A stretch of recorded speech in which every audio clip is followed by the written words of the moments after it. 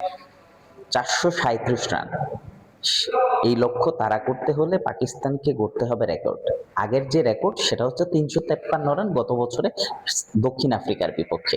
আর এবার বাংলাদেশের বিপক্ষে যদি তারা জিততে চায় তাহলে গড়তে হবে নতুন করে রেকর্ড। চতুর্থ ইনিংসে এত রান তাড়া করে কখনোই পাকিস্তান জেতেনি। আগে ওই যে বললাম দক্ষিণ আফ্রিকার বিপক্ষে 353 রান গত বছরে, ওটাই পাকিস্তানের চতুর্থ ইনিংসে সর্বোচ্চ।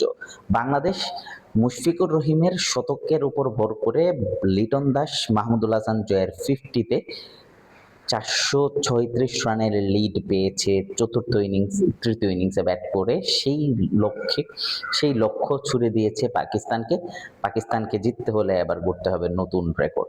যে রেকর্ড তাড়া করতে গেলে প্রথম দিনের যেহেতু আগামীকাল সকালে আজ বিকেলে শেষ সেশনে তারা 2 ওভার ব্যাট করার সুযোগ পেয়েছে।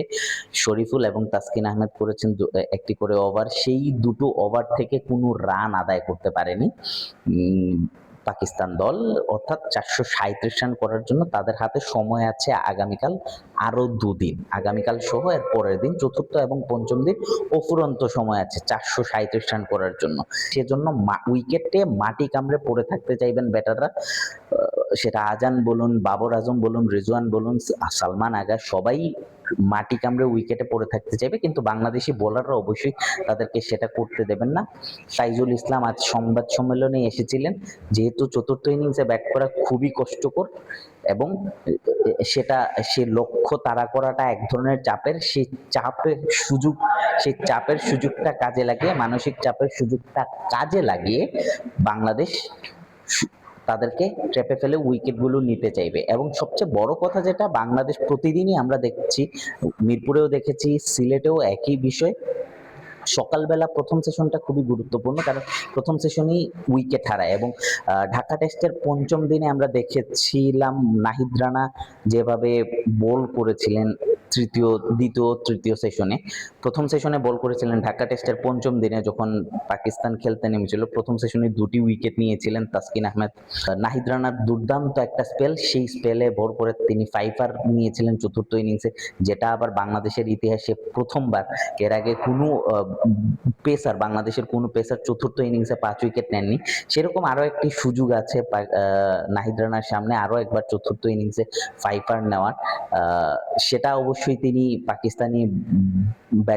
পাকিস্তানের বিপক্ষে আবারও করতে চাইবেন, কারণ বাংলাদেশ তো অবশ্যই এই ম্যাচটা জিততে চায়, টেস্ট চ্যাম্পিয়নশিপে একটা ভালো অবস্থান তৈরি করতে চায়, টেস্ট র্যাঙ্কিংও এগিয়ে যাওয়ার একটা সুযোগ বাংলাদেশের সামনে। আগেরবার বাংলাদেশ 7-এ শেষ করেছিল, এবার আরো এগিয়ে যাওয়ার প্রত্যয় বাংলাদেশের।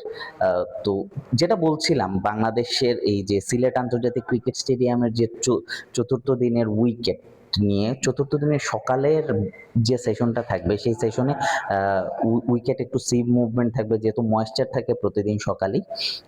আগের রাতে প্রতিদিনই বৃষ্টি হয়। ধারণা করা হচ্ছিল যে সিলেট টেস্টে বৃষ্টির ব্যাঘাত ঘটবে, প্রতিদিনই বৃষ্টি হবে, কিন্তু প্রতিদিনই বৃষ্টি হয়, তবে সেটা রাতে। দিনে কখনো রোদ দেখা যায়, কখনো মেঘ এবং সূর্যের লুকোচুরি দেখা গেলেও কখনো বৃষ্টির দেখা মেলেনি এখন পর্যন্ত। তো আগামীকালও আমরা আশা করি বৃষ্টি আসবে না, এবং সকালের যে সময়টা, সেই সময়টায় বাংলাদেশ দ্রুত কিছু উইকেট যদি নিতে পারে। একটু আগে খেলা শেষে আমরা মাঠ দিয়ে বাংলাদেশের কোচিং স্টাফের কয়েকজন সদস্য রানিং করছিলেন, তাদের সঙ্গে একটু কথা বলছিলাম। তারা জানিয়েছেন যে আনঅফিসিয়াল কথাবার্তাই হয়েছে। তখন জিজ্ঞেস করেছিলাম যে কত রানের মধ্যে অল আউট করা সম্ভব। কোচিং স্টাফের এক সদস্য বলেছেন যে 260 to 270, 260 থেকে 270 রানের মধ্যেই অল আউট করা সম্ভব পাকিস্তানকে।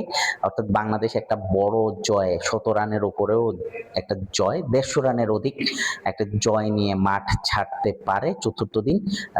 কোন সেশনে জিজ্ঞেস করতে তিনি বলেছিলেন, সেটা অবশ্যই থার্ড সেশনে, অর্থাৎ ঢাকা টেস্টে আমরা দেখেছিলাম তৃতীয় সেশনেই নাহিদ রানা যে 5-টা পেয়েছিলেন, সেটা তৃতীয় সেশনেই সম্ভব হয়েছে। এবং বাংলাদেশের আগামীকাল চতুর্থ দিন তৃতীয় সেশন, সেই তৃতীয় সেশনেই জয় উদযাপন করতে পারে বলে তিনি আশাবাদী, আমরাও আশাবাদী।